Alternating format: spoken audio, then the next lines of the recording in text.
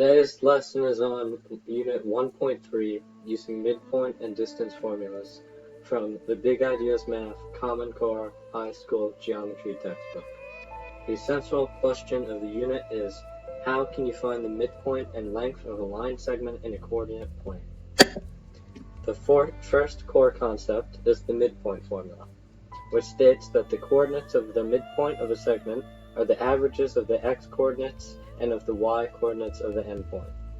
If A, x1 times y1, and B, x1, y2, x2, y2 are points in a coordinate plane, then the midpoint M of AB has the coordinates x1 plus x2 over 2, y1 plus y2 over 2.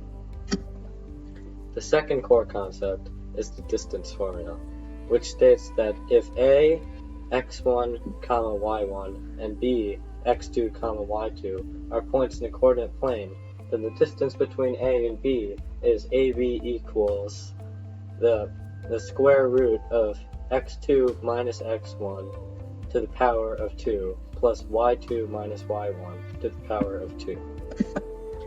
The final core concepts are midpoints and segment bisectors.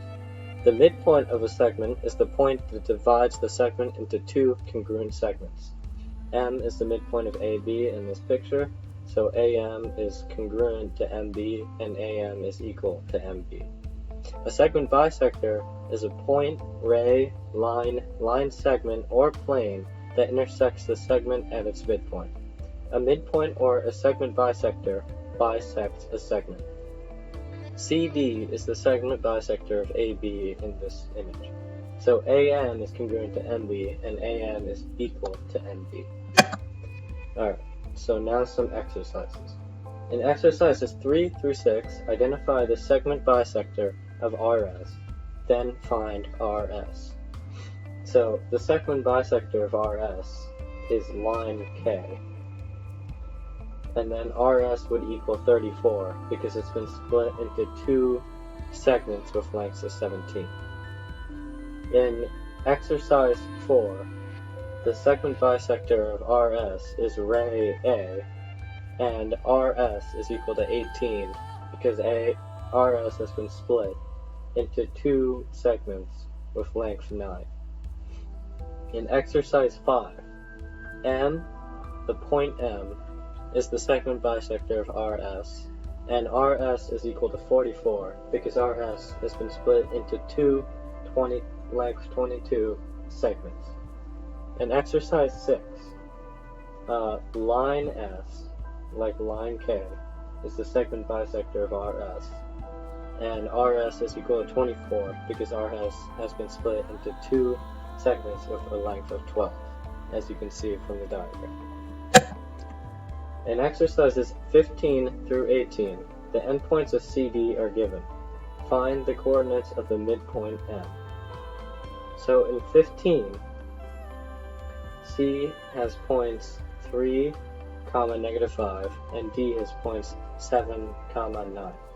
So the trick here is to find the average of the x values and the average of the y values. So 3 plus 7 equals 10. 10 over 2 is equal to 5. So that's the average of C and D's x points. Negative 5 plus 9 is equal to 4. You divide that by 2 and you get 2. So the midpoint M has coordinates 5, 2. In 16, C has coordinates negative 4, 7, and D has coordinates 0, negative 3. So we find the average of the x values first. So negative 4 plus 0 is negative 4. Negative 4 over 2 is negative 2. And then 7 plus negative 3 is equal to 4. And you divide that by 2 and you get 4. So the coordinates of point M in exercise 16 would be negative 2, 2, sorry. In exercise 17, C has coordinates negative 2, 0, and D has coordinates 4, 9. So we'll start with the x values again. 4 plus negative 2 is 2, and 0 plus 9 is just 9. So the x value of midpoint M would be negative 2 plus 4 over 2, which would be 1, and then 0 plus 9 over 2, which would be 4.5. So negative 1 comma 4.5. For 18, C has coordinates negative 8 comma negative 6, and D has coordinates negative 4 comma 10. Once again, we're going to do the same thing to find the coordinates of midpoint M. We're going to average the x values of the two coordinates and the y values of the two coordinates, of the 2 points.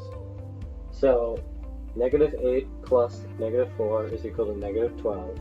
Negative 12 over 2 is equal to negative 6. Then negative 6 plus 10 equals 4. 4 over 2 is equal to 2. So the coordinates of midpoint M in exercise 18 would be negative 6, comma. In case you don't know how to average, you just add the two values you have together and divide it by the number of values you have. So if you have 3 values, you add them all together and you divide them by 3 to find the average. If you have 4 values, you add them all together and you divide them by 4 to find the value, and so on and so forth. In this case, we only have 2 values, and you would simply add them together and then divide them by 2. Thank you for listening.